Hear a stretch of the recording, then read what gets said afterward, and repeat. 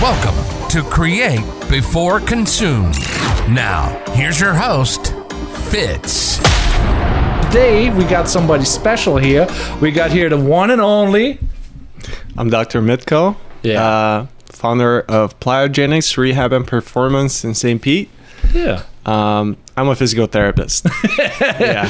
I like that. So we kind of have like a weird introduction, I think, like, because I think I DM'd you on Instagram. I saw you doing like the good work out there because like I have like an injured knee, injured back, and getting old basically. And because of that, I was like, hey, let's reach out to him. And I'm like, you're providing the ideal service. So what do you provide? So I provide physical therapist services, but it's a little bit different than your traditional physical therapy. Yeah. Because I don't work at a clinic, right? Yeah. And we kind of talked about it a little bit, your experience with those things previously, but traditionally the clinics that we see are kind of an open gym. There are a few tables in there. And you lay on the table, you may do some band exercises, but I don't think that works as well as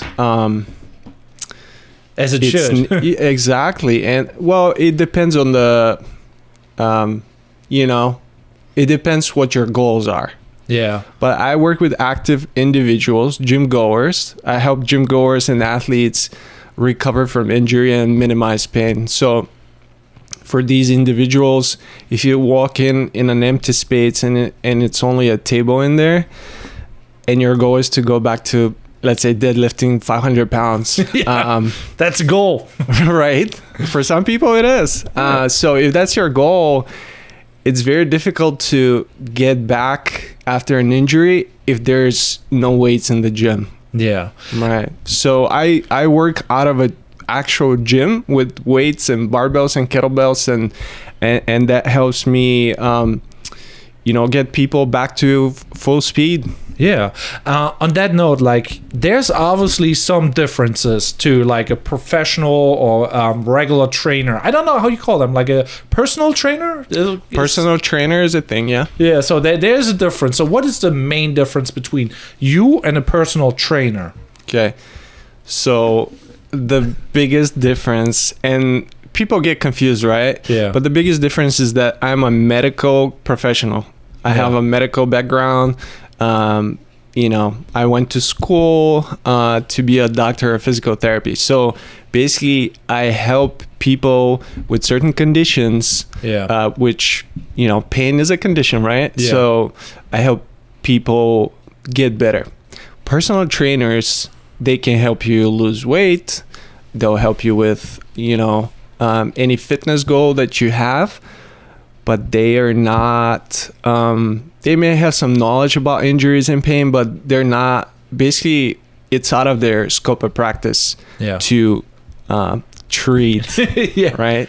Yeah, treating is a big word too, because like there's so many ways how you could do basically treatment, but it's always like, oh yeah, stem cells, chiropractors, physical therapists, then there's surgery, and the spectrum is wide. Can you talk a little bit about that? What is like your preferred way of treating, and what is like your least preferred, if there's something like that?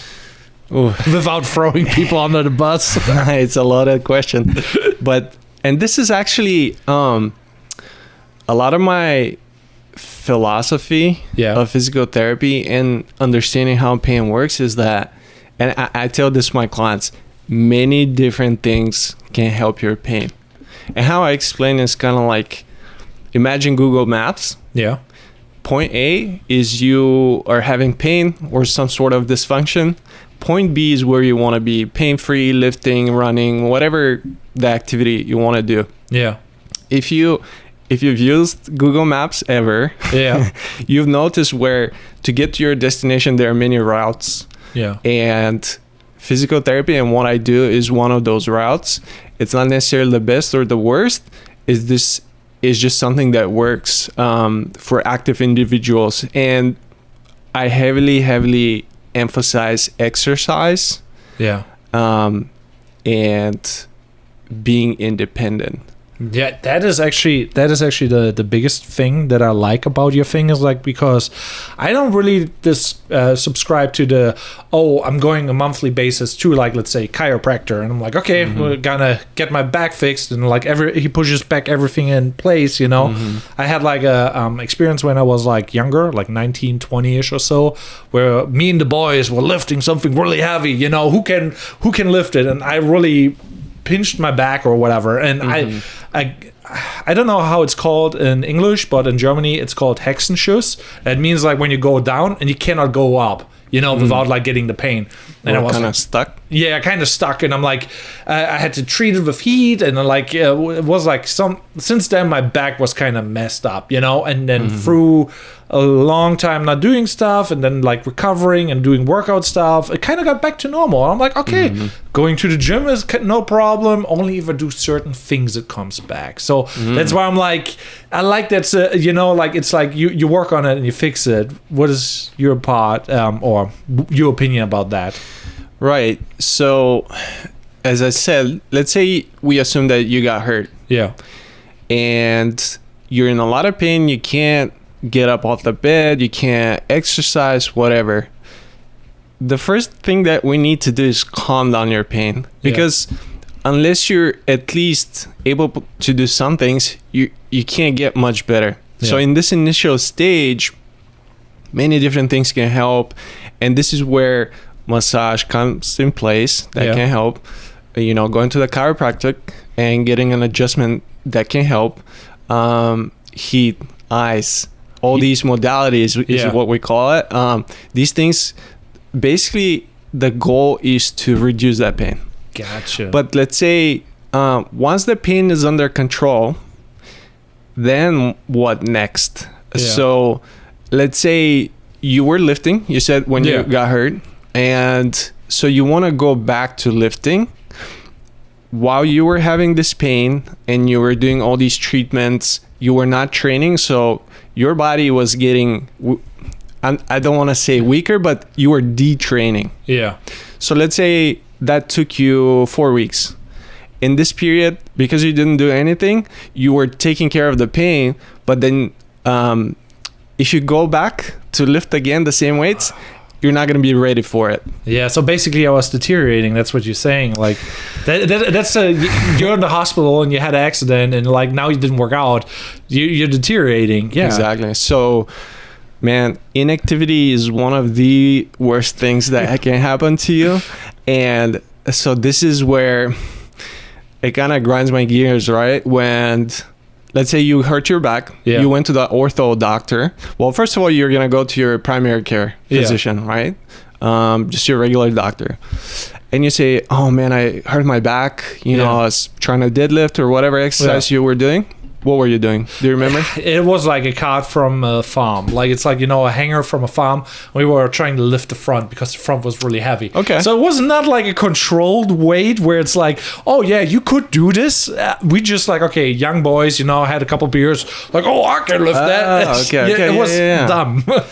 Yeah. So, you know, it wasn't specific exercise. Yeah. But it was, we call it a movement pattern. So in my head, I'm picturing, you know, you're kind of squatting down or bending over to lift it, right? Yeah. So we can mimic these motions in the gym. Yeah. When we exercise. But let's say you hurt yourself and you go to the doctor and they say, well, what did you do? Yeah. And you say, well, I was lifting a heavy cart. Are you crazy? You're going to blow out your back. You're going to blow out a disc. Yeah. It's so bad for you. You shouldn't lift heavy for the next, 3 months. Yeah. Right? Just rest and it's going to get better. And now, as I said, the bad part is that rest is good for pain relief. Yeah. But rest is not going to do you good in the long run, where you need to be strong and be able to lift heavy again. Yeah. And straight up, I don't agree that lifting heavy is bad for you. Okay, gotcha. So I mean, like, that is like by itself like kind of controversial, but let's go all the way back. Why do you even care about, like, let's say physical therapist? What was your calling? How do you get into that, you know? And I found you because you did the social media stuff. So for everybody watching right now, this is I was impressed. He was like doing the active thing you should do, like posting on social media. I got his attention because, like, hey, he's showing up, because most chiropractors don't, or physical therapists or any doctor doesn't do that. They do the picture, run an ad, and it's like, call it a day. And then, yeah. But what got you into the sauce? Long story. Well, here we go. So I have kind of 4 distinct periods in my life. Yeah. That's sparkly water. That's good. But I have 4 distinct kind of moments in my life where I honestly, throughout my life, I've had hate-love relationship with physical therapy specifically. Okay. And so my first basically moment where I was introduced to physical therapy was I was probably 3 or 4 years old. So since then, that's a early stage. yes. So, you know, I guess we're gonna get into a little bit of details, but that was an important part in my life where I got introduced to physical therapy. So when I was little, I grew up in Bulgaria. Yeah. So this is something to keep in mind. I had pneumonia. Have you heard of that? Yeah, it's a long condition that can be very dangerous. Right. So me as a 3-year-old with pneumonia, Yeah. the way to treat that is giving you antibiotics, and more specifically penicillin. Yeah. And you've probably have you ever had an injection? Yeah, needles and stuff like that. All the typical. Yeah. So when you're an adult, you get those injections in your butt usually. Well, not really. Not here. I got here? I got it in the shoulder and the veins. So yeah, it kind of depends what type of injection it is. Yeah. But let's say traditionally for an adult, at least in Bulgaria, they give it to you in your butt. Yeah. But when you're a little kid, you don't have enough muscle there. Yeah. So they give you the injections in your quadricep muscle. So Okay. at the front of your thigh. God, that sounds worse even. I'm like, Oh my God. I'm not a fan of needles at all. Like, I don't, you know, when you go to the dentist or whatever and they want to put the needle in you, I'm like, no, just do it without it. I'm like, oh. Yeah. So you can imagine as a 3-year-old, they're giving me all these injections in my thigh. And one time, I mean, I still remember it. And it's crazy because I was 3 years old, but I remember the exact moment. Yeah. One of these injections, it hurt way more than any other previously. So it did not hit it right. Well, so what happened was it hit a nerve in my thigh, which, you know, that was in 93-4 in Bulgaria. There's no documentation of it. Yeah. But I'm just trying to rationalize what happened. So I think it was the femoral nerve or any of the branches there. It's a nerve that supplies the front of your thigh and the muscle. So it was right. I know it's a lot of graphic details, but it's important for my story, right? Yeah. So the injection basically damaged that nerve. And if a nerve is damaged, basically the muscle doesn't work. It's not technically, it doesn't die, but it can atrophy and gets really, really tight. Oh. So when I was 3 years old, that happened to my muscle, and I went through surgery at 3 years old. What? And again, I don't have documents of it, but what I was told was that they were trying to lengthen the quadricep muscle tendon. I don't know how and why and all these things, but basically I couldn't bend my knee, and I still can't. Yeah. So I'll have to show you in standing, but picture I'm standing up. Yeah. And without bending my hips, I cannot bring my heel to my butt. Can you picture that? Heel to the butt. Like you're like basically lifting the front heel up. Back heel. So here, this is it right here. I cannot go like this with my knee. Oh. Because that too short? Yeah. So because there's no nerve supply, that muscle is basically dead. That's weird. I did not know. Yeah. So you can't see it unless I show you. Yeah. And it's very limited. So basically the idea of the doctors back then was, okay, let's lengthen the tendon of that muscle. So this little kid has more motion. Yeah. So after I got the surgery, this is where I go to physical therapy now. Yeah. And I mean, throughout my whole childhood, I was going through physical therapy, trying to lengthen that muscle and all that stuff. And this is where it was hate relationship with physical therapy, because I'm little, I want to play, you know, I don't want to go through. Be a kid. Yeah, be a kid, right? And then I'm going, so like every few days a week, I'm going to physical therapy, and they're like working on me and trying to stretch me, and it hurts, right? Yeah. And I don't understand it because I'm a kid. Yeah. And then the physical therapist is like, oh, you got to stretch that muscle because when you grow up, you're not going to be able to bend your knee backwards. And I'm like, oh yeah, whatever. There's no way for you to understand what's going to happen, or like thinking the future like that when you're so little. Yeah. So that was the first kind of period of my life when I was introduced to physical therapy, and I hated it. Absolutely. And then many years forward, or, you know, at least 10 years forward, I played volleyball. That was my sport. And in Bulgaria, if you don't know, in Bulgaria, men's volleyball, indoor, is probably the second most popular team sport after soccer. I did not know. That is like one of those random fun facts. I'm like, did you know? Yeah. And actually, the Bulgarian team is pretty decent, and that's, I think, why, you know, people get excited and they want to play. So back home, it's kind of a big deal. You know, oh, you play volleyball. So I started playing volleyball, and that was actually a pivotal moment in my life. Yeah. When I decided that I want to be a physical therapist.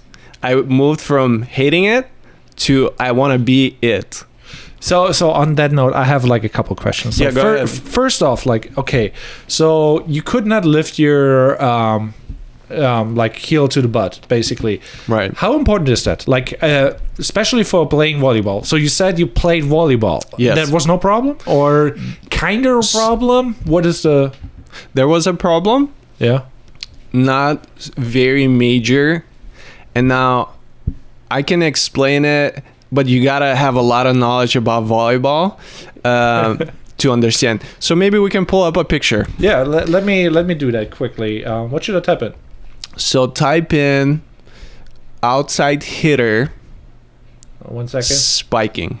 Outside hitter spiking. I have like a project open that I have to close. That's okay. Yeah. So let's go outside hitter. Outside. And you said hitter? Yeah. And spike? Spike. Let's see what comes up. Yeah. So let's see. There we go. I'll make it big. Let me do really big so I can edit that here. So let's pull this one up here on YouTube. Obviously an ad, you know. Right. Yeah. 1, 2, 3, and here we go. So let's pull up a picture, because there's a certain posture, like certain position. Maybe it comes up. Is that it? No. Let's go back. Go to the images. Yeah. Yeah. Click images. Yeah, there we go. Oh yeah. Okay. This one. So it needs. So typically, yes. Can you zoom on that? Yeah, I can. So zoom. Sorry, it's like a little bit. When you want to show stuff, join the email list. Here we go. We got it. Okay. Now this guy right here. Yeah. It's called outside hitter, and for this position, you know, if you've never watched volleyball or you're not familiar, basically the ball kind of moves slow enough. Yeah. He can kind of really wind up, and see how he's bending the knees back. Yeah. it's basically this arch in your back. You're bending your knees, and this basically gives you more power when you hit the ball. Okay. But this hit, it takes, I don't know exactly how much, but let's say a couple of seconds. Yeah. Versus what my position was for volleyball, I was a central blocker. And the way how we spike is much different. Yeah. We don't have the time to wind up like this. Yeah. And do this arch and bending the knees backwards. It's basically you jump straight up and you hit the ball. Yeah. So this whole explanation was to say that my the thing that I couldn't bend my knee backwards, it didn't affect me because I played this position. Oh, okay. So you could play, but you're like, okay, limited in the position. What is a bummer, I guess. Right. So let's say if I would play as an outside hitter, it would affect me much more. Gotcha. Because I wouldn't have that big arch and winding up of the whole body. Yeah. So is now the position of that how do we call it, injury, or is it is kind of an injury, or how would you call it, or condition? That condition is like you jump up and you don't have the muscle to pull it, or you don't have the flexibility to pull it. I don't have the flexibility. So Gotcha. and I've shown when I was in PT school, I was always the subject. Oh, that's yeah, in front of the class, because everybody's like, oh my god, what is this? Like, they can't believe, because I don't even know how. This is like 1 in a million, right? Yeah. And it doesn't affect me day to day in my life. You know, it doesn't affect me. But let's say if I wanted to be, I don't know, a circus. I don't know. Yeah, or soccer when you like kick it with the back heel or whatever. And the weird stuff. So in playing sports, and obviously I didn't play at the top level. I wasn't an elite player, so it didn't affect me as much. But this was something that it was part of, you know, my body, right? Yeah. But this is not why I decided that I wanted to be a physical therapist. Yeah. And probably the pivotal moment was when I was a volleyball player. My season was year long. Mm-hmm. So what that means is there's no breaks. Yeah. You play the whole year. Because it's indoor. It's indoor. And so I played for this club team. Yeah. Where, you know, you play the whole fall, the whole spring, and then in the summer they call it break. Yeah. But then you're trying to prepare for next season, so you train even harder. Another break. Yeah. And basically what happened was my knee started hurting. Oh. And you know, and typically the answer from your coach is just, you know, just relax. Rub it with like we use it's called Bengay. What is it? Icy hot. Icy hot, like that's that alcohol stuff that some people put on for better like blood circulation. I forgot how they call it. No, it's specifically to kind of numb your pain, basically. Gotcha. And so my coach was like, here's some Bengay, you know, rub it on. Okay. Yeah. And then in the beginning it helps, right? Yeah. Because it feels this. I mean, have you ever used Icy Hot? Yeah, I have. Like a rubbing thing. Yeah. So it kind of masks the pain in the beginning and you're able to play. But then knee pain got worse. So then I'm like, okay, coach, what now? Yeah. Okay, here's a knee brace. Oh. All right. So it helps for a little bit and then it gets worse. And then keep playing. We also use it's a numbing spray. Yeah. If you've ever watched a soccer game where they get kicked and they got sprayed with something, that's what I use on my knee. And, you know, little things like this so I can play the game. But it got to a point where the knee pain was so bad, I just physically could not play because I couldn't jump, like I couldn't dive or anything. And it got to a point where, you know, my coach sees that I can't play. So he's like, okay, take 2 weeks, rest. And I take 2 weeks. It gets a little bit better. Same idea that we talked earlier. Rest helps with the pain a little bit, but it does nothing for your capacity. Yeah. So then I go back and comes back again. Yeah. So then I start going to doctors, and the first doctor I go to is a surgeon. Oh boy. Well, we got a cut.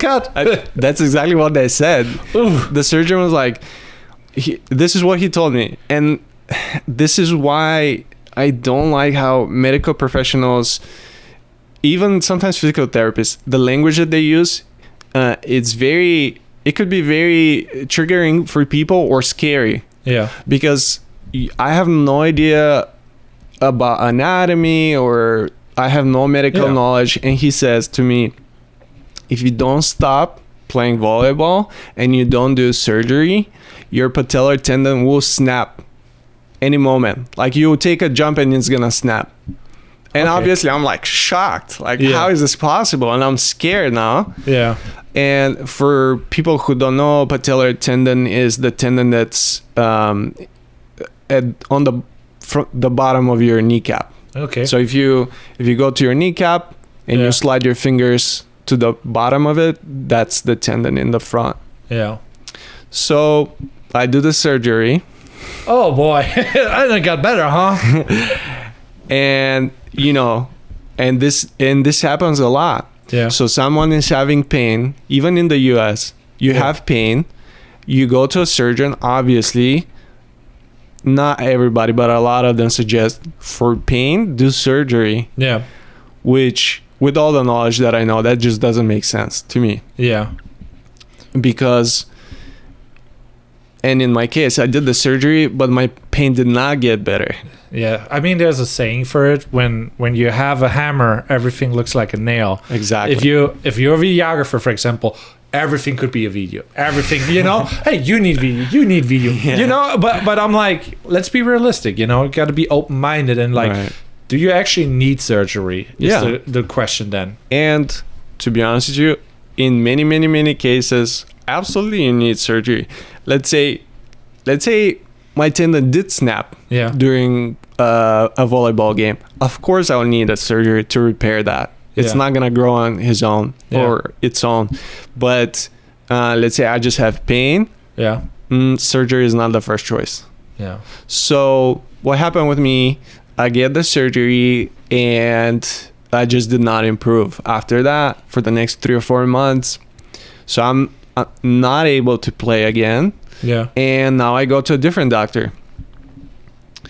And this doctor tells me, if you don't stop exercising or playing volleyball, by age 30, you'll be walking with a cane. Yeah. So the solution is stop. Yeah. Stop exercising. Stop volleyball, because it's bad for your knee. Yeah. And obviously, so I had dreams of becoming a professional player. And this has just crushed me, bro. For the next 2 years, like, I didn't know what to do with my life, because all my life I'm thinking, oh yeah, I'm gonna be a professional player. I had that too. Like, I did not tell you that, but when I went to the in Germany and I had that back thing, you have to go to the army and they tell you like, oh yeah, you're ready to army, and you get enlisted for like a half a year, whatever. I forgot already. But basically, instead of like accepting me and forcing into it, and I was like, I don't know what I want to be from a profession, young, no idea. I'm like, I'll go to the army and I'll figure it out. That was my thing. They gave me a T5. T6 as if you're like invalid and you cannot do anything because of my back. They're like, no, we don't want you because of insurance reason. If I do something and like, oh no, then they would have to pay. And I'm like, if you're 19 and you go to the gym and you're feeling fit, I was like very thin and like always going to the gym. The back pain was kind of gone, but the posture and everything, and they gave me the T5. And I'm like, what? Yeah, that's me too. So I'm like, yeah, man. So medical professionals, doctors, we have so much power. Yeah. And sometimes we don't realize, but the words that we say to people can have huge negative effect.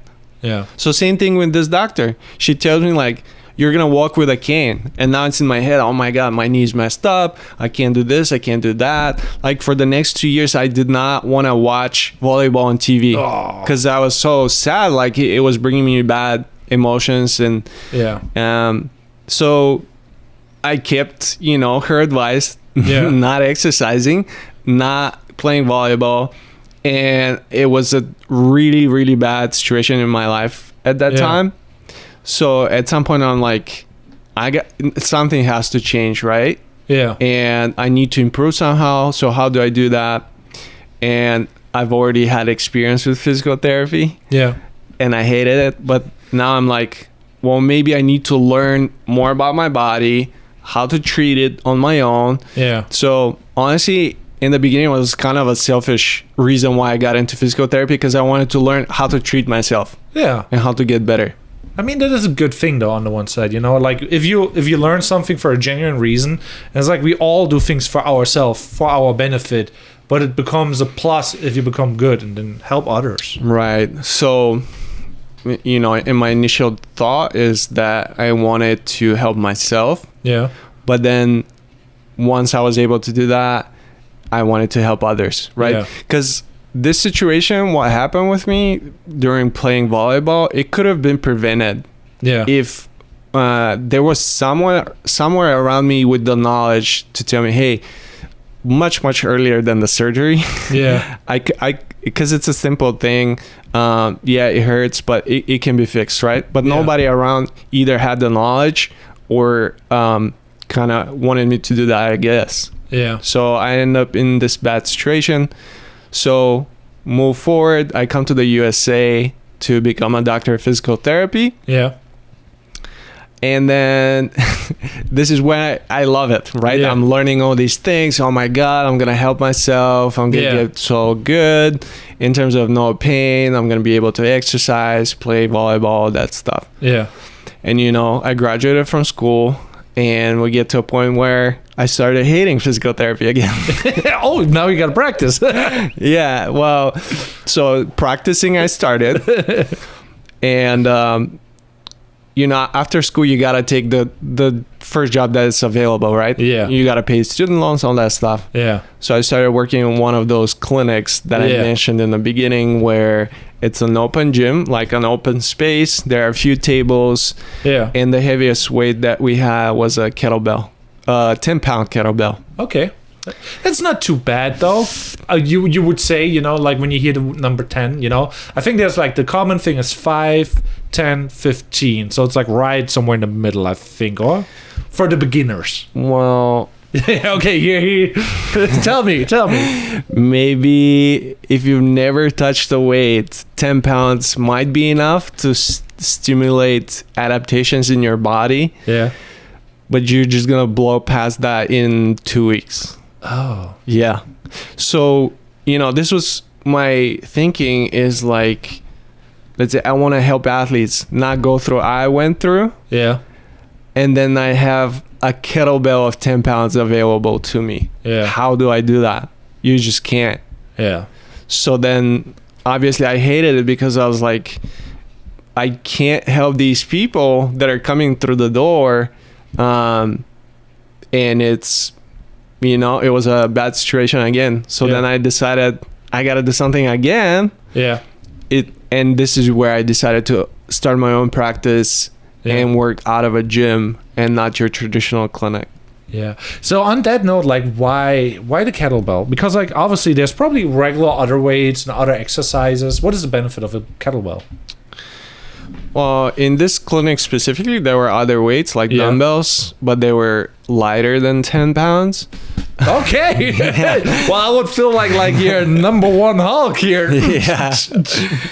But, there are different schools of thought. There are many ways that you can provide resistance to your body. Yeah. If you're a complete beginner, body weights is completely fine, right? But then you're going to get to a point where, let's say if your goal is to increase strength, your body is not going to provide enough resistance for you to keep improving your, absolute strength. Yeah. So then we need to provide some type of resistance, and kettlebell is such a good, basically equipment because you can do upper body exercises with it. You can do lower body exercises with it.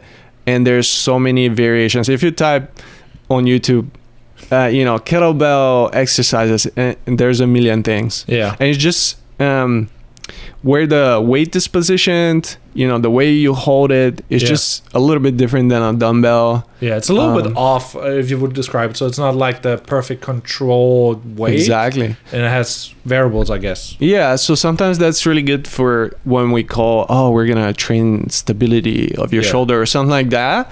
Because the weight is on one side of the kettlebell. Yeah. And maybe you can pull up a picture to kind of see. But there's an exercise that I really like using with my clients. What is it called? It's called bottoms up shoulder overhead press. So maybe it's gonna come up if you look it up. Yeah, I found it. I think here. Let's pull it up here. We're going. I'm the Jamie now. Yeah, Jamie doing too many things at once. So I think that's the classic kettle bottoms up press. That's it. Yeah, let's see it. Now let's see what we got here. So what I see here, this is like kind of scary because like there's a lot of swing motion, that is as a beginner, uncontrolled, right? Where I'm like, I feel like, if I have the wrong thing, I will maybe hurt myself. Yeah. So this person right here in the video is experienced. Yeah. And because he's using a, heavy kettlebell, there's the swinging up there is probably, I'm not a kettlebell expert, but it's probably one of the only ways that you can get it with the bottoms up. Oh. If it's a light kettlebell, you'll be able to handle it, and we're not going to put you through that, right? We're not going to use the heaviest kettlebell. But having that weight on the top, while the handle is down here, it's different than a dumbbell because it creates this instability, shaky situation. And that's why it's good for quote unquote stability exercises, because the weight is situated differently than a dumbbell. It's kind of like real life, when you're just like, okay, nothing is like really controlled movement. And I really like the school of thought of like, instead of like solving your problems with a pill, and it's like, take this and the problem is solved, and you still continue doing like dumb stuff, and just, for me, for example, sitting on the computer editing is like one of the major things that is not really beneficial for posture, back pain, and whatever. But if I solve that, then I wouldn't have that problem. So I'm like, I should solve the problem. That's why I like the physical therapy. Yeah, and so I have my thoughts on posture too. Yeah, give it. I'm curious. I actually posted recently where, there is not a lot of research that bad posture causes pain. Yeah. It's just not in the literature, and it's more so common belief. Yeah. So beliefs and evidence in the literature are different things. Yeah. So, sitting up straight, it's gonna get your back pain is gonna get better if you sit up straight. It's just not true. Let's say there's nuance to it. Yeah. So let's say if you're hunched over and you currently have pain, and then you sit up straighter and suddenly you have a little bit less pain, let's do that. Yeah. Because we're trying to find things that make your pain go away or minimize that pain. So if it's straighter position it does that for you, let's do that. Yeah. However, if you sit up straight, and this is what I tell my clients, sit up. I'm not trying. Sit up straight. Yeah. If you sit up straight like this for 6 hours, you're gonna have pain. Oh, I already stopped. And so it's not that this is a perfect posture position that leads to no pain. What evidence shows is that sustained postures, that's what's contributing to pain. So let's say if you sit hunched over for 8 hours and you're editing, and then at the end you feel pain, it's not that the posture is bad necessarily, it's more so for how long you hold that position for. And this is a quote from, I think it's Kelly Starrett. Have you heard that name? Nope. So he wrote this book, The Supple Leopard. It's really popular, influential. Probably all physical therapists have read that. Okay. And when I was in school, I read it and I was like, oh my God. So he has a really good quote in there, and it's I hope I don't mess this up, but I think it's your next position is your best position.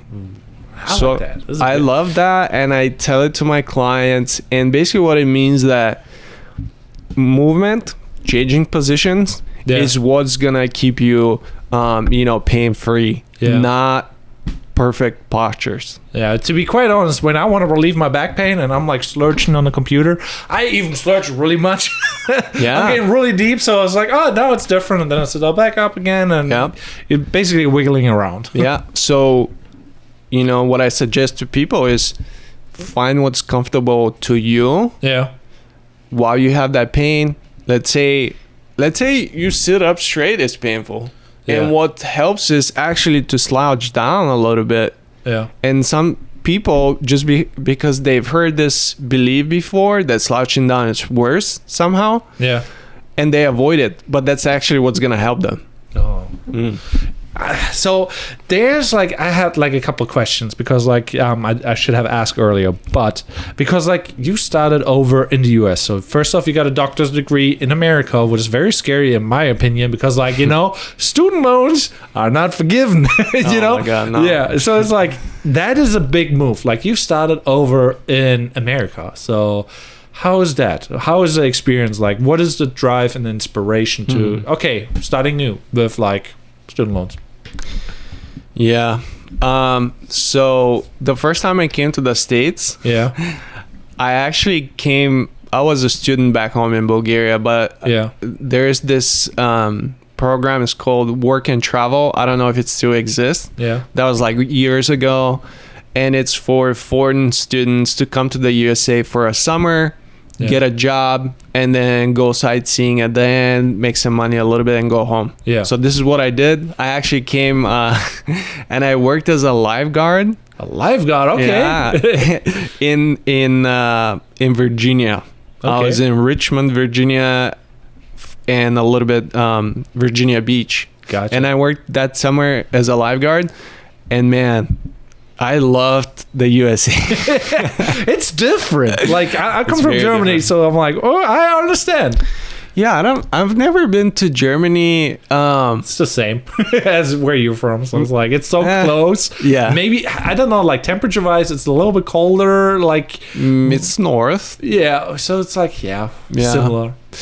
But, and my friends laugh at me every time I say this, but the number one thing that impressed me in the USA was that there are no potholes on the highway. And I was like, whoa, what is this advanced technology, right? Because in Bulgaria, man, it's you're just swerving to miss the potholes. How is it in Germany? Germany is pretty good. Germany's infrastructure is actually better than the US's. What is weird. Whoa. So you go on the countryside and they have solar panels everywhere. It's high tech, buildings are modern, and here even the big cities are a little bit dated. When you see a skyscraper, for example, it is rare that you see a new modern skyscraper because everything happened, I think, in the 70s and 80s, and Germany does not have many skyscrapers, so they're all modern, but buildings in general are more modern. So it's it's weird. So the middle class is really great. Commuting and everything is great, and so there's different benefits, Yeah, that's interesting. And there are a lot of Bulgarians living in Germany too. I know. I was an electrician, so I'm I worked with a couple. They probably did not speak German. I think what was it? I don't know. I forgot the phrase, but I learned a couple phrases on the construction side. And I'm there's rushes, there's a mixture of everything. So I'm just I mean, in Europe, isn't Germany the number one economy? I think so. I'm not 100%. I'm not my wife is a big fanboy of Germany. She wants me to go back and, and all that stuff. And I'm for me, Germany, the middle class is amazing. But for people who have a dream and a vision, this is the spot, because that's what fires me up. I like people with drive who do shit, and making money. And in Germany, you work at the gas station, you get your 40 hours in and you have health insurance, everything is safe, you get 30 days of paid vacation. It is a good life at the gas station, but everybody's like, we're working for the weekend and everything happens on the weekend. So you just clock your hours, you don't care, and that's it. And to get to a higher or better place in Germany, it's not really desired, and most people hate on like, oh, they're doing better, where here it's like, whoa, you gotta hustle, and everybody's like, hey, how's it going, open-minded. It's different. Yeah, man, it's a lot like Bulgaria, it sounds like. And that's one of the reasons why, once I was here in the States, I wanted to come back. And that's why I came to study, because it's probably a cliche and it's said over and over, but opportunity here is big, man. Like, whatever you put your mind and grind to, you can do it. Yeah. And then, in Bulgaria, sometimes just the whole system is against you if you want to have a business or like be super successful. So that was a big reason why I wanted to come here, study here. And then in terms of physical therapy, again, America is one of the countries where you actually become a doctor of physical therapy. Yeah. In Bulgaria, I checked this a few years ago. I don't know if it's still the same, but in Bulgaria, physical therapists are having bachelor's degree. Yeah. And they need to work under a physician, like a medical doctor's direction. Yeah. So they can't have their own practice. They need to be under someone. Yeah. They don't have complete autonomy.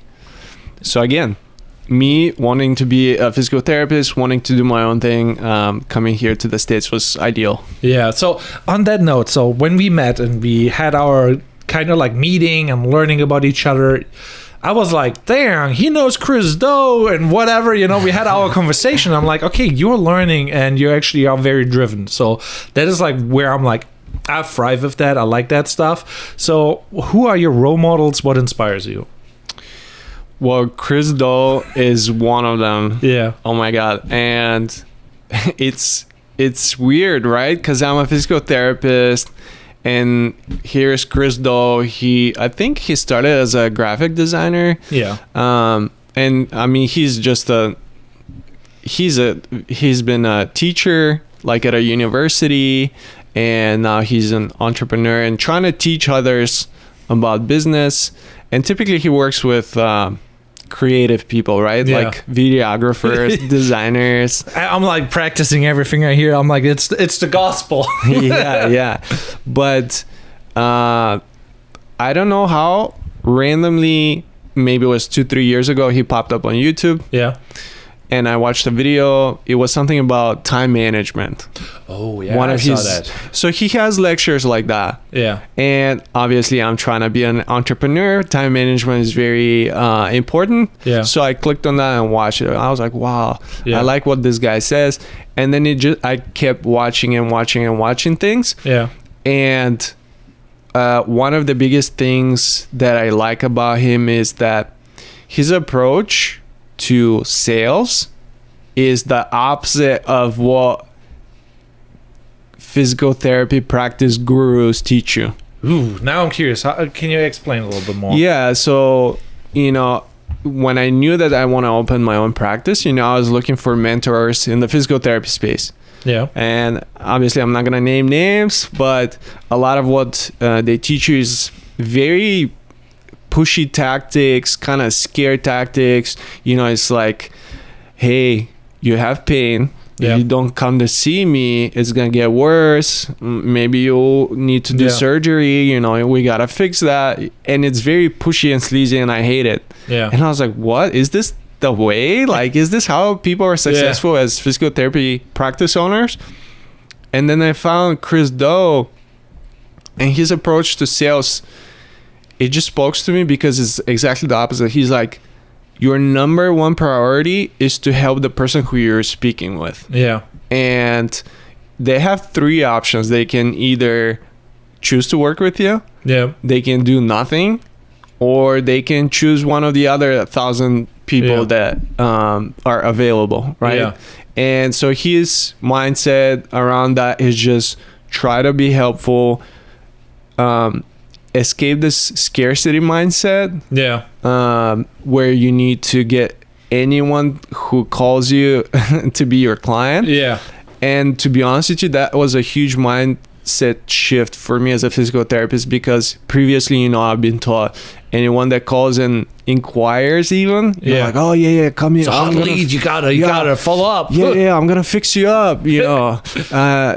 If you don't come see me, your pain's gonna get worse, right? Yeah. And now my mindset is like, let me talk to this person and see what they want. What are they saying? Can I even help them?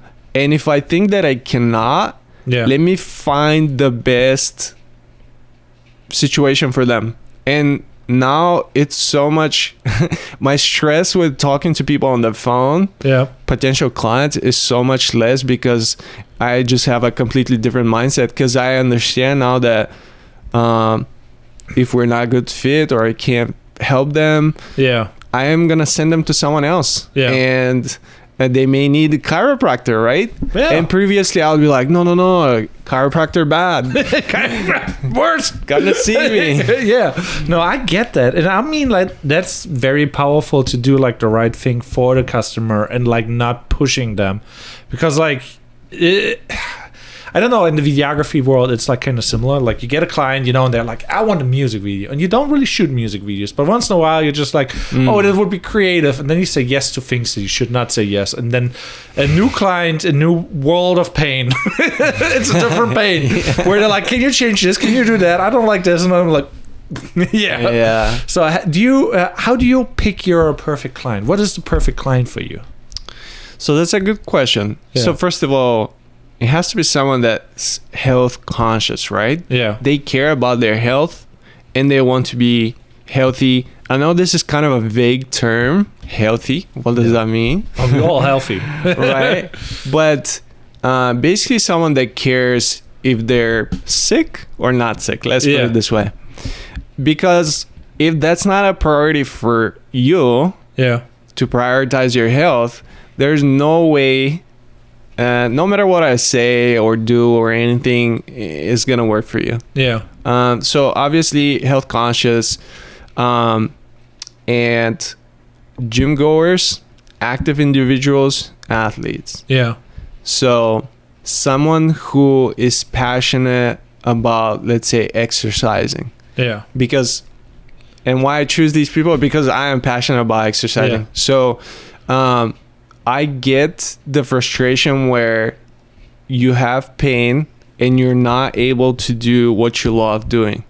Yeah. And you want to get back to that and you need help. Yeah. Because if people could figure it out on their own, physical therapy wouldn't exist, right? Yeah. So I love working with these active individuals because I like to think that I understand what they're going through. Yeah. And obviously, every person experience is very subjective and individualized. Yeah. But I've had these experiences before, so I think that I can relate to those people the best. Yeah. I mean, like, I love that is like very powerful because like if you choose like your clients, you kind of have an easier life too, if that makes sense. You know, there's exactly, like there's nightmare clients and there's like the last thing you want is like somebody who doesn't want to work out and it's like I did this and it didn't work. You know, it's like I go 3 times and now I'm like I still have pain. Mm-hmm. Yeah. So what is like let's say you're that person who has that pain and you know you want to get better. What is like a time frame? What is like a pattern where you're like, okay, I'm torn something or I hurt myself in a way and it's nothing major, let's say. It's not like I don't know, what is major actually? Oof, like a ripped tendon, I guess. That's pretty major. Yeah. So that's a interesting question. It's hard to answer, but I'll answer it in this way. So people need to understand that pain and injury are 2 different things. Ooh. So when we talk about injury and tissue damage, so depending on what tissue was damaged, we can predictably how long it's gonna take for this tissue to heal. Yeah. So we all kind of heal the same way. Yeah. Our tissues. Obviously, if you have cancer or diabetes, you're gonna heal. Your tissues will heal in a different way. Well, then you have other problems like I don't Right. like. But if you're, let's say, in good health, Yeah.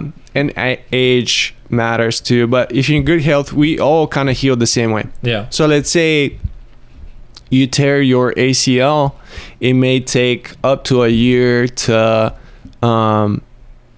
heal completely. Yeah. Or, you know, some evidence shows that it's more than a year. Yeah. But let's say it's a year and you tear your ACL Yeah. and now you have pain 5 years down the road. Yeah. And people assume, oh yeah, you know, my ACL did not heal completely or it healed wrong or something like this.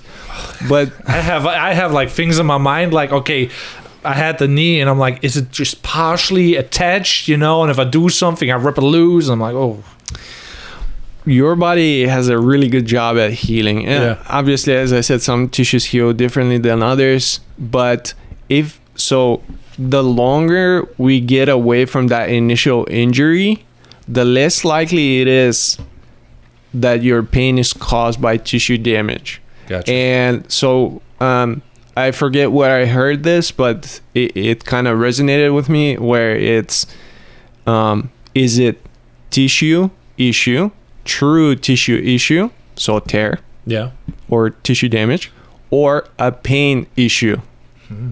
So if you're hurting 2 years, 3 years, 4 years down the road, it's most likely not because you have tissue damage.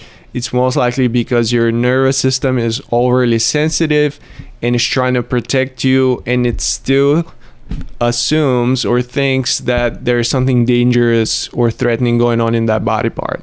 Yeah. So we need to address that through exercise and all kinds of modalities, and basically try to help your nervous system to calm down and not be so overly protective. Yeah. So do you have like on that note, like let's say, okay, I'm going to you or I'm like, let's say I do it myself. Like, how should I even work out if I have like, okay, I have pain, so I basically have to ignore it. What is now the thing? Like, do I ignore my pain and just work out? What do I do? Yeah, so I mean, the first thing that you need to do is kind of think about what type of pain and where it's located. Yeah. Because pain in your muscles as you're working out, that burning sensation, this is where the no pain, no gain comes from, right? Because it's the higher in the reps you go, or the weight, or the effort, you're going to feel pain. Yeah. And no pain, no gain, baby. Let's push through it. Yeah. And that's okay if you feel it in your muscles. When we need to be careful and start thinking, okay, is there something going on? Is, let's say you feel that pain in your joint.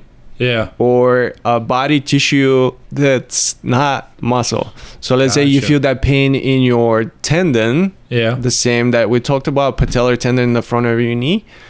You should not feel no pain, no gain. Yeah. So let's say you start hurting. And I mean, the initial response is not doing anything. Yeah. And just see if it's going to go away. Because sometimes time alone helps.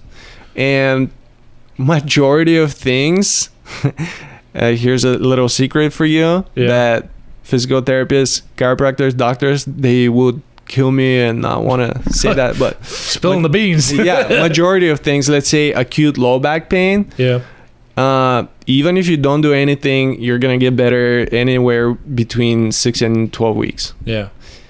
And sometimes this is where, let's say you get that acute low back pain, and you go to the chiropractor, they adjust you, and then you naturally get better, even if you don't do anything. So now you assume that it was the chiropractor who helped you, and now you think, oh my God, magic hands, I gotta keep going back.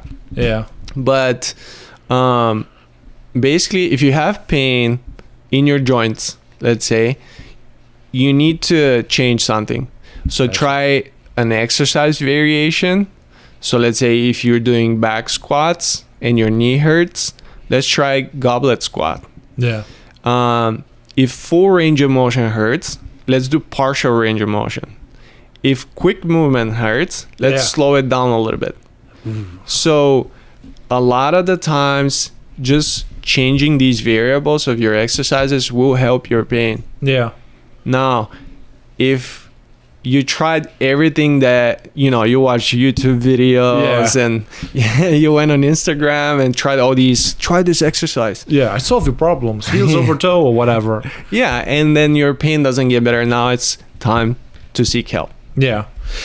So with that being said, like you're obviously a professional. Like you got that license, you're a doctor. What is the goal? What is your ambition? Like, do you have like a 5-year, 10-year plan or something, or you're just like gonna do that physical therapy and that's about it, or what is your plan? Mm-hmm. Yeah, so this might be because, well, I guess in my world I hear this a lot. Yeah. But this is something that I want my goal at some point is to have this facility. Yeah. It's gonna look like a gym. It's gonna be big. Yeah. Where people will be able to move. There's gonna be space for them to even do short sprints. Yeah. Because these are the people that I work with. And how I help people is through exercise. So I want this really good gym. It's basically going to be like a playground for me and for my clients. There's going to be a ton of weights. More than 10 pounds. More than 10 pounds. Because I work with people who, let's say, are runners. Yeah. Or soccer players. And I want to be able to have enough space to do, let's say, a 30-yard dash. Gotcha. Sprinting. Because I want to get you back to full speed. Yeah. And the facility, the equipment matters. Yeah, that is very powerful because like I think like that is like a thing that you could achieve, you know, like you kind of are in a new gym soon, or what is the scoop on that? Because like you were at that, what is the location again called, and where you're going to, and what is the whole deal now, and how can people find you in Saint Petersburg? Yeah, so I mean the easiest way would be Google Plyogenix or Dr. Mitko now. Or Dr. Mitko. But basically I'm located in downtown St. Pete. The gym is called the Annex Training Studio. And I mean, man, it's such a good gym. And I have everything that I need to get you back to full speed in that gym. Unfortunately, the building is getting demolished. Ooh. And they're building condos on top. Yeah. So I'm having to move locations. And our new locations is called St. Pete Strength Center. That sounds good though. That sounds like it. I saw some photos and I'm like, oh, this is the new location. I like it. Yeah. Because like the old location is dark, so I'm like, Well, I guess it's a personal preference. A lot of people, when they walk in, they were like, oh my God, I love your place. And to be completely clear, this is not my place. It's Chris Werner's place. Yeah.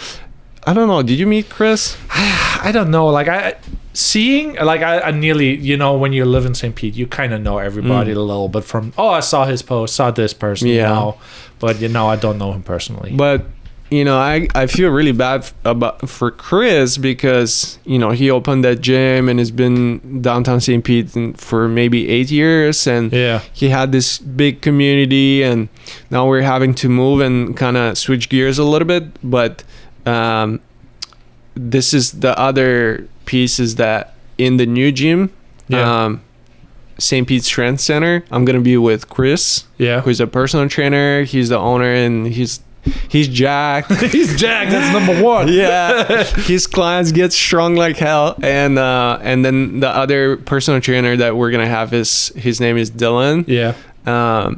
And he's so flexible. He does Brazilian Jiu-Jitsu. Okay. Yeah. So you get all these different tastes in our space. So, and I'm a physical therapist and we got it all there. Yeah, no, that sounds actually like a hell of fun. Like that is also like a thing like where most people don't really spend their money on, like investing in yourself. And you do that. Like first off, the degree. Second, you paid for the Chris Dodd course. I did not do it because like I'm like a little bit in like, you know, do or die situation. It was like, accidents and whatever, you know.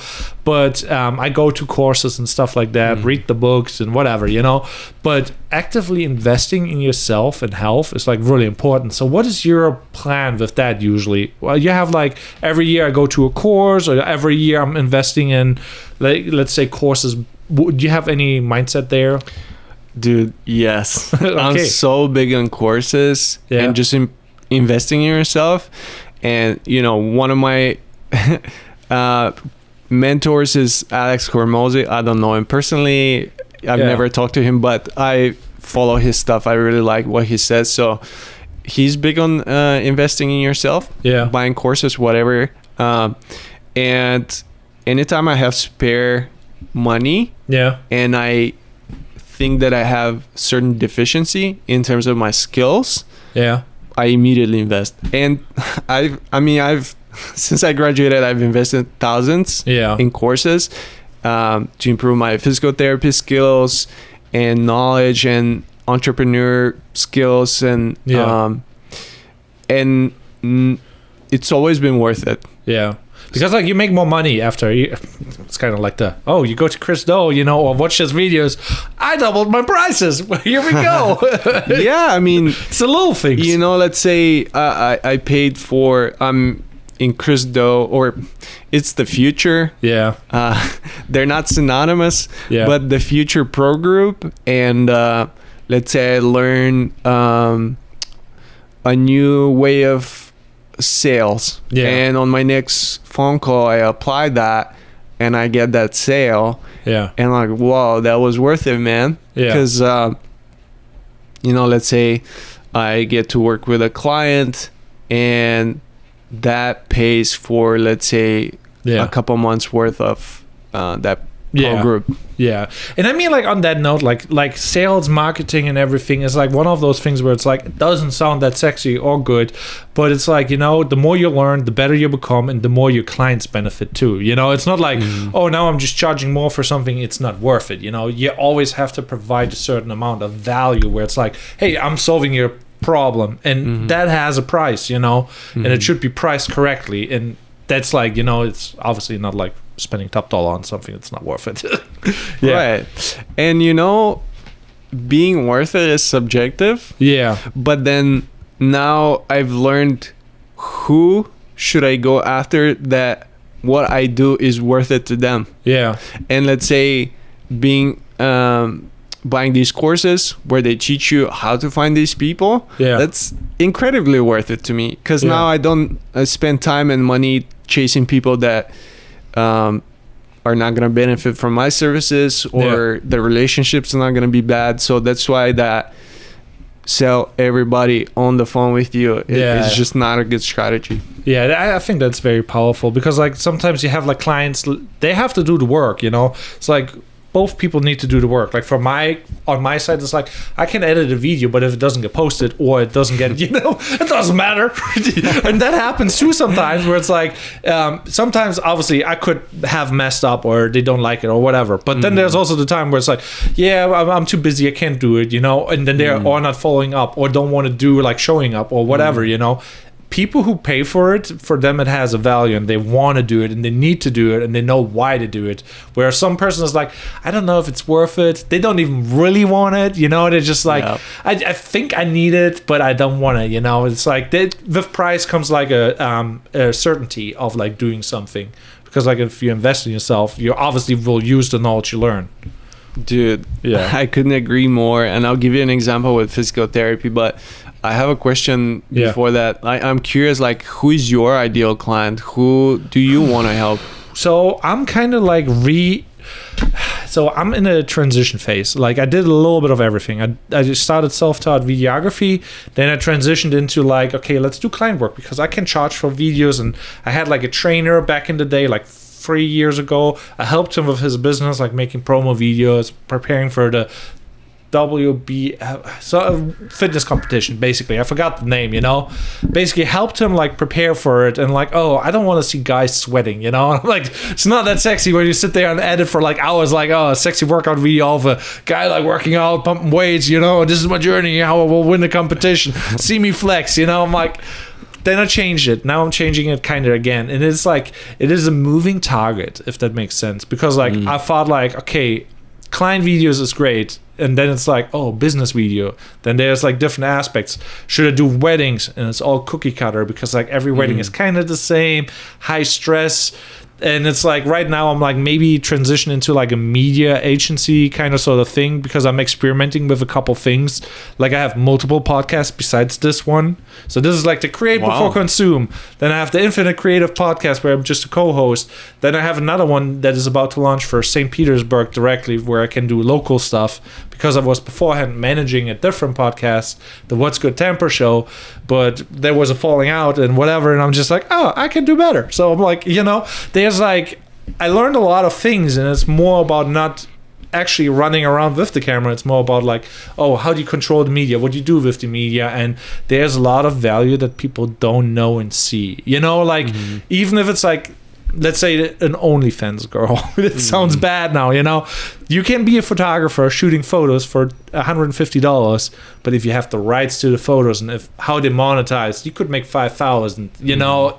There's multiple ways because some person knows more how to do with that media than like a beginner. And it's like, if I price my video to a client and they're like, they have no idea what to do with it, it's probably a waste of money. Like if you don't know what to do with the video, it goes they're in, they're out, and I'm like, that was not worth it. I regret it. And then there's somebody, I build a whole freaking course on that footage, and then they're selling it for 10,000, 20,000, 100,000. There's no limit. But if I sold that now $100,000 course where I provided the footage for $500, whoa. I kind of miss out, or whoa, dude. Yeah, but it's like, but like if you want to guarantee stuff, you kind of have to have good stuff, and then there's so many levels to it, and I really like that business marketing mindset, but I also like doing it. So I'm kind of in like a self-finding and like organizing and being more strategic about my moves, because like there's many ways where it's like I could make a YouTube channel, make reviews, and get free stuff, and then it's like, whoa,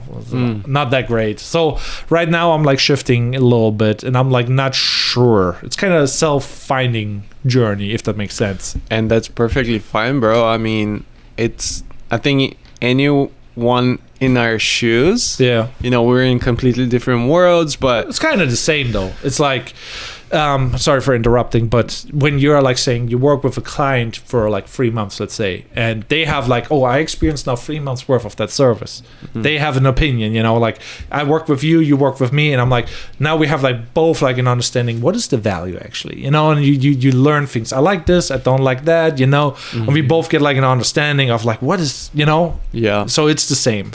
Yeah, I mean, and that's why the advice from Chris Do works for me, because business advice, it's all the same. Yeah. All business is the same. You got to provide value. You got to care for your customer. You need to have good intention and so forth and so on. Yeah. I mean, like the whole good intention and being a good person goes far, like you will not pull a 5-star Google review like I can see here. Look at that here. I'm showing it up here. So in case you want to know where he's located here, we got it there. But basically it's a 5-star thing. Like you cannot provide a bad service and like not have people talking about you. So it's like you need to do the best you can, Yeah. And those 5-star reviews come from a place where you truly need to care for the person that you're working with and provide with service that, well, first of all, they need, and they think that it's valuable for them.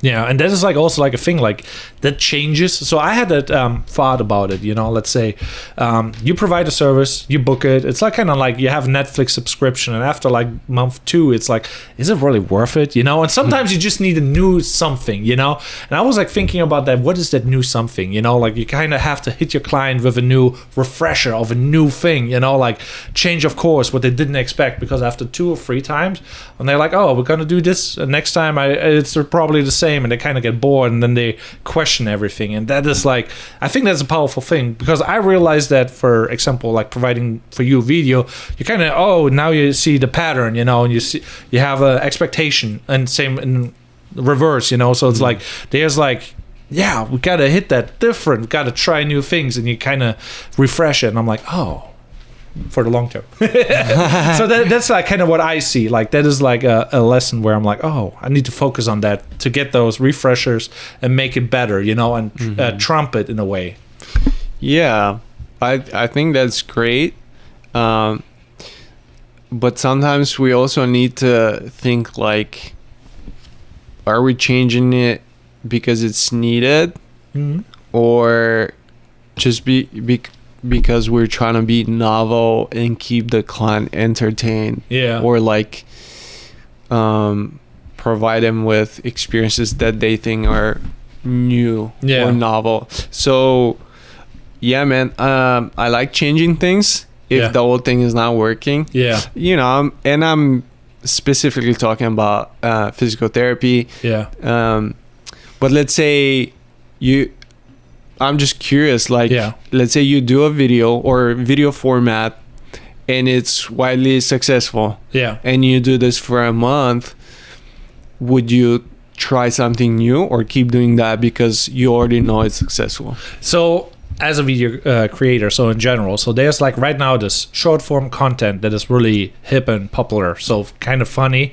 Ryan Margin, he was managing Alex Hormozi's YouTube channel, and Ryan Margin lives in Saint Petersburg, and I went to his course. So it's like, oh, it's one, one connect. And now Alex Hormozi, I think he did everything now himself. Like he learned everything, and now he's doing everything himself, and basically adapted all the skills from Ryan, what is kind of weird, because after you see Ryan Hormozi's style, you see it's Ryan's style, but it's now the Hormozi style with the text and the photos, because he put out so much content and saturate the market. Like it's like difference if you have one editor, two editors, five editors, you know. And I think like with like there's certain aspects, like if I do video for a client, for example, you kind of know what you get. It's always kind of the same, and it's like a lottery ticket, kind of, you know, like a scratch off. Sometimes you get like 5,500, 11,000, 20,000. You know, you don't know, but your goal should be to improve, you know, and reassess. That's how I see it. But I'm not like afraid of like trying new things.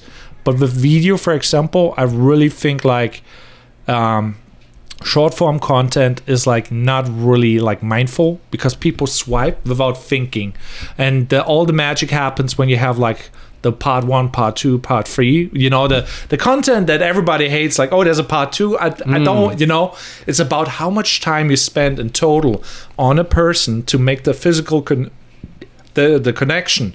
And that's where long form content comes in, because like that is the most powerful content you can do, because it's a different market, and I come from that market. It's like I'm optimized for long form content on YouTube. So if you type in right now like Dr. Mitko, you're showing up, you know, first page, even though we did not really change a lot, or, you know, but that is where I'm coming in, because I did reviews, and that's where I see the value. But long form content is like the most important, but it's like the long form type of content you have to do over months, you know. So it's like, because it will show up if you do short form content, but it has no impact. And if you do one long form content, it will show up, and it builds a deeper connection with the client. And then if you have multiple, obviously the compound effect is way bigger than like making 50 reels. So it's like a weird thing, and I'm like dabbling now in that because I took the course from Ryan, and I'm like, oh yeah, there is more engagement. So it's like kind of like you go with the trends. So it's a trend. Yeah, and you gotta stay with the trends, I guess. For a certain amount, you know, it's like social media. It's like a hip trend that is about to die. So that's the other thing. So it just adds up. What's next? But that's good, man. Like short form content. So I don't know if that's common for people at my age, but YouTube is probably one of the biggest. What do you call YouTube? Is it a social media? Yeah, it is. Like I think it's a social media education thing, because I learned everything from YouTube. Like it's crazy. Whatever you want to learn, it's out there, but somebody has to consolidate it. You know? Right. So I consume a lot of media over YouTube. Yeah. Recently, I started watching shorts. Yeah. And it's so great, and it's so mindless, and you keep swiping. I mean, I guess it's kind of like reels. Yeah. But because I've used YouTube previously, I use that a lot more than reels, me personally. Yeah. And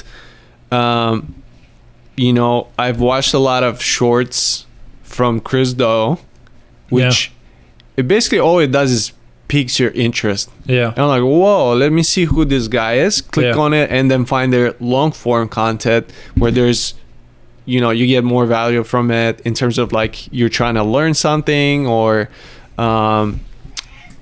apply, you know, some sort of skill or something like that. The long form content is, and then it moves to, oh my God, now I'm so interested. I got value from this person, from the long content. Now I want to work with them. Yeah. And I think like that's like the connection. And there's also like a difference in like how they pay. There's like so many, I could go off on that because that's where I'm all about, you know, like I sent you the video about the street strider, you know, it's like, oh, now people see you for 5 minutes. It's different. Like to see somebody in the shorts feed for 5 minutes, you don't know how many reels you have to post, you know, you have it's like they maybe see you once and then they swipe. And even if they saw you once, they don't remember. You show up and it's gone. They maybe don't even remember they saw you. But if you watch a video for 5 minutes about a guy who showing you an exercise, you remember the guy exactly, you know, what is like so much more powerful. And I think like as a personal trainer or doctor, dentist, whatever, that trust and that connection is very important, if that makes sense. Yeah, I forget what I heard this, but wasn't it you need like 7 touch points to trust someone or something like that. It's something about I hear that too. Marketing or just business in general. Like let's say I never know about you before. Fitz. I go on YouTube watching my YouTube shorts and I see you for the first time. I'm not gonna immediately work with you. I need so many others contact points, touch points to gain that trust. So definitely long form content, it builds that trust. And that's why I love podcasts. Because like this is like we're in like this is like sometimes people underestimate, you know, everybody hating on it, but it's like also like you sit there for an hour, people connect with you or either they don't, but you also have the short form and it's just like a win-win. One thing I'm gonna say though about part 1, part 2, part 3, my personal experience, when I've seen part 1, I never go to find part 2 because it's so hard. Like, you know, let's say I click on that person's account or whatever YouTube channel, and they didn't upload it. It's like, you know, in chronological sequence. And then there's no way for me to find it. That's very annoying. Like there's certain things you should do and shouldn't do, and I think that is one of them, you know, like you're very about the trust and doing the thing the right way, because like that's what I like about you. It's like when I say like, oh, we could put an affiliate link on this and we could do that, and you're like, no, I don't believe that, and we're gonna, you know, and that is like very powerful, having good core values, you know. Me as a videographer, I'm like, I kind of want to know everything I could do, and then I pick and choose later, does it fit my needs and style and whatever, you know. I'm like, because some clients are different than you, so it's like, oh, I need to at least know this is an opportunity that you could monetize and use, because some people have different things, you know. But you have like the core values are like good, and that is like very important for me, because like not every person is a nice person, if that makes sense. And I guess this is also kind of subjective. Nice person, you know. Who's nice? But then it's just, I guess it's just because I've had those experiences as a patient. You know, in physical therapy, typically the word is patient. So I've been patient myself, and if it's, I'm just thinking about myself, like if someone was trying to shove some type of equipment or certain treatment down my throat, and they're like, oh no, this is gonna help you, and it's not actually something that will help me, or it could help me, but other 1,000 different things that are free will help me, it's gonna bother me a lot. So I just don't want to do this to my clients, and unless I truly believe that it works and I believe in the product, I will not endorse it. That is like I said, there's a right and a wrong way, and you're doing the right way. And for me, like from the, you know, when you're practitioner, for example, you got to figure out what your client likes, not likes, and you got to go through everything, assess the situation, and figure out what is the perfect game plan. Because like there's many ways how to make a living on social media, what is for most people a very important one, but for you, for example, it's more like, hey, how do I educate a person? It's not really, I want to make a living from YouTube, even though theoretically it would be possible. You know what I mean? Yeah, I wonder though, YouTube is so saturated with anything and everything. Let's say there's 1 million physical therapists on YouTube that are I learned things from them. So let's say switch it to whatever field or niche. How do you compete with these people even? You don't really. So here's the thing where I'm like really good, because I did the reviews. I can rank videos even though I'm not really like a 1 million subscriber. I can make my videos show up before them. Like there's a tactic that you can do. It's organic, and as long as you learn the skill how to do it, and there's a little trick to it, so that I learned through many reviews that I did, and I'm like, oh, now I can target certain key phrases. For you, for example, if you type into YouTube, Google, whatever, there will be Dr. Mitko, Saint Petersburg will kind of show up, even though there wasn't beforehand no YouTube video for that. And there's actually a doctor who did videos beforehand, and now you're in the top 5 when you type in Dr. Mitko. Like let's do that actually. Wow. Because talk is cheap. Talk is cheap. That's what they say. Dr. Mitko. I wonder. So Mitko. Mitko. Okay. Oh, we don't even have it in the, there's Dr. Mitko, number 1. Oh, wait, here it is. Wow, dude. Yeah. And it's not in your title. It is not, and you're still there. And it's your channel name. But that's like the thing, like when I work with clients, they don't understand the value of that, because it's hard to, what is it, Plyogenix? I have no idea how, I know how to spell it, but it's like, it's hard to remember. It's not as smooth and easy. I wonder though, and this is just kind of a general curious question. How many people will type my name on YouTube? Yeah. That is like the thing. Like when I do, for example, a review, the search terms is, and SEO is like kind of, you should forget about it because it's not important. So let's say I want to make videos about whatever I want to do. My goal is to be in the recommendation, and you get into the recommendation if you make an engaging video that gets a watch time over 80%. So when you watch a video, the percentage is very, very low. So it's like 10, 20, maybe 30. If you do a good job, you maybe hit the 40s, and that is like, it takes a lot of editing skills and knowledge to even reach that point. So it's really hard to get in the recommendations. But now you have to think about like, what is with all those people who type in like how to fix my back, how to do this? Do you want to target those people? SEO becomes very powerful, because like I can dominate, for example, if I type in EB5 e-bike, for example, and I can like, oh, there I pop up once. That is once, let's say, and then I make another video and target it again. Then you dominate it again with a different spot. So I have like maybe multiple videos. Where is it? But there's like a time frame. Sorry. Oh, there another one. And I did 2 videos on one bike.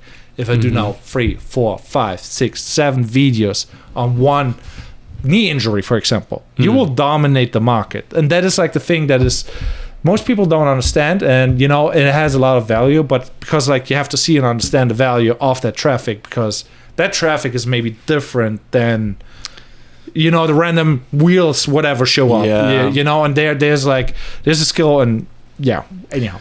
Question for you, since we're on this topic now. Sometimes if I search something in Google, the first thing that comes up is a YouTube video.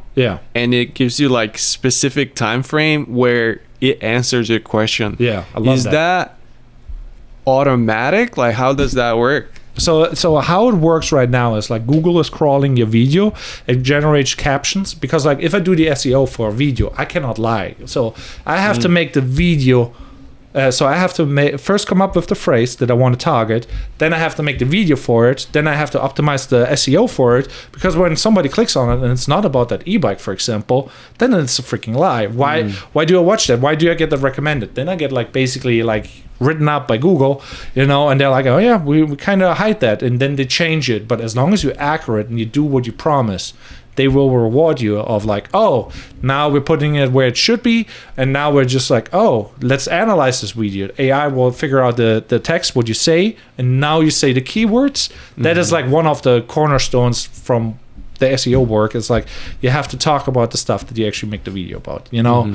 And then it's like, oh, we talk about that, and then they see like 80%, 90% like that little segment, because you can immediately analyze on YouTube Analytics where your video sucks. What most people don't really know.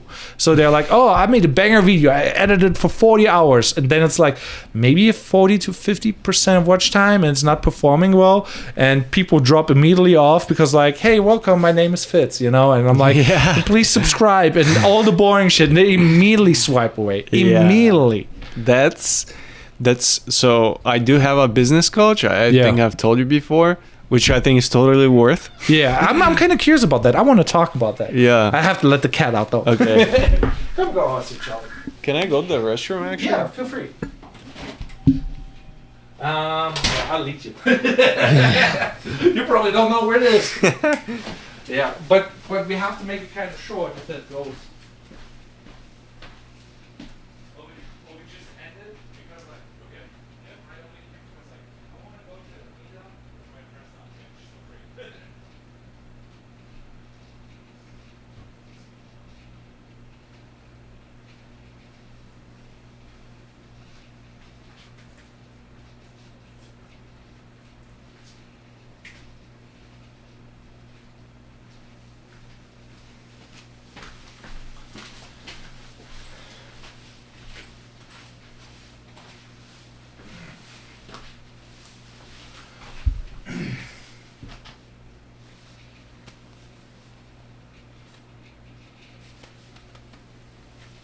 Where's my phone?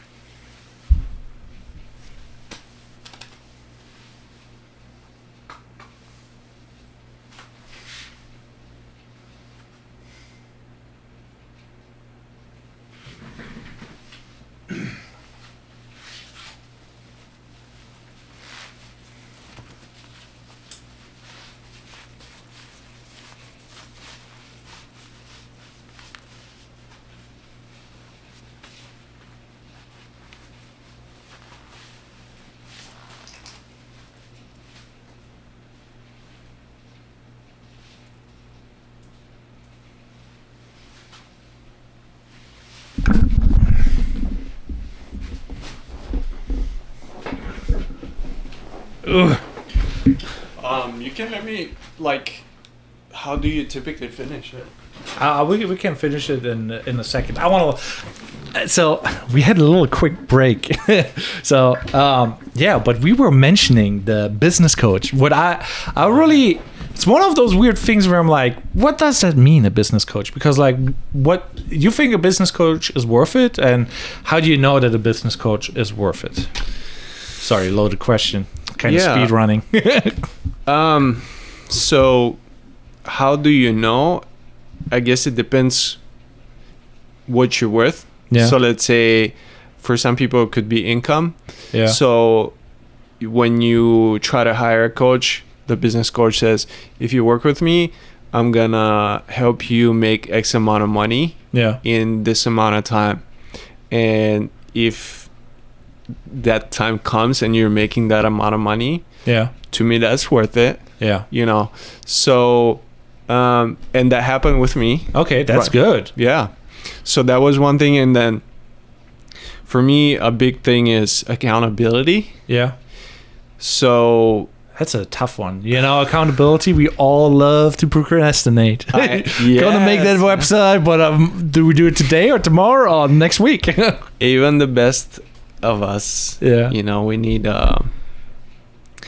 accountability, because it's just having someone that is gonna check on you. Hey, did you do what you needed to do? Because a lot of times what we do is hard. It's not easy. If it was easy, everyone would do it.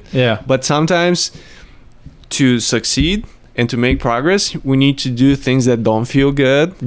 And we know exactly, sometimes we do know what we do know. We definitely do know. It's like sometimes we know exactly what to do to progress. However, those things don't feel good. They're hard. Scary.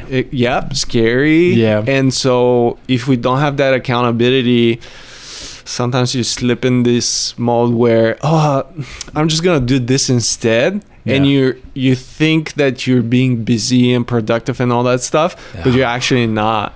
So a business coach to me was so helpful, because now, well, first of all, he can identify what I need to be working on to make progress, and then keep me accountable. Did you do that?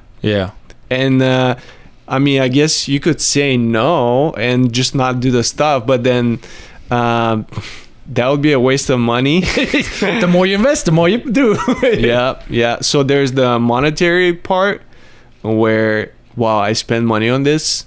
Let me make sure that I do it. And then the accountability from the coach, because I would feel embarrassed, right? If he asks, did you do that? And I say no, and my internal, I'm gonna not be able to sleep. So you want to give a shout out to your buddy? Yes, his name is Dr. Matt Shiver. He used to be a physical therapist. Now he's a business coach. So huge shout out to Matt Shiver. He's helped me so much. And he is the reason why I'm here today. Sweet. And with that being said, like, this was an amazing podcast. Thank you for coming and doing all that stuff. I'm kind of busy and I need to leave and go downtown, and I need to find my phone. Man. And I'm like, there's so many things going on, and I'm just like, things are changing. But I think like you're really onto something, because like I think physical therapy is very important. And nowadays with social media, people are not doing the stuff they should do. Like, there's no movement. People getting weaker, and it's like an active lifestyle is very powerful and should be done. Absolutely, I agree. There's another quote, I'll probably butcher it, but basically, if we can fit exercise into a pill and be able to prescribe that, it will be the number one prescribed pill in the country. I mean, that's so powerful, because like for like depression, for example, people are like, number one, what you should always do is like immediately start working out. You know, people don't do it, and we all have our lives, and it's not easy living a life and doing all those things, but working out is probably one of the best things you can do. And here's the kicker. There's so many different types of being active. You don't have to go to the gym necessarily. You can be active, like go rock climbing or swimming or gardening, you know. Hardcore gardening. You heard it here first. Pulling them plants. Carry those bags with dirt. So there's many different ways. And in the beginning you mentioned something about the hammer and the everything looks like a hammer. Exactly. So they're, professionals, fitness professionals, medical professionals, they know one way, and they kind of try to push you to do that because that's the only thing they know, or they preach that. But just know that there are many, many, many different ways for you to be active and healthy and be pain-free. And that is very powerful. Where can people find you? So you can find me on Google. You can find me on Instagram or YouTube now, thanks to Fit.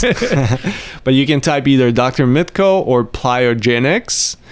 And I am located in downtown Saint Pete. So if you're in the area and you have some sort of pain that's preventing you from doing something that you love exercising, you love being active, give me a call. I do free phone consultations, and I'll give you my honest opinion. Can I help you? Is this a good fit for you? And let's try to brainstorm. Even if I can't help you, let's find something that will work for you. Yeah, that's very powerful and very good. Thank you for watching the Create Before Consume podcast, a podcast from creators for creators, always creating and doing sports apparently. So there we go.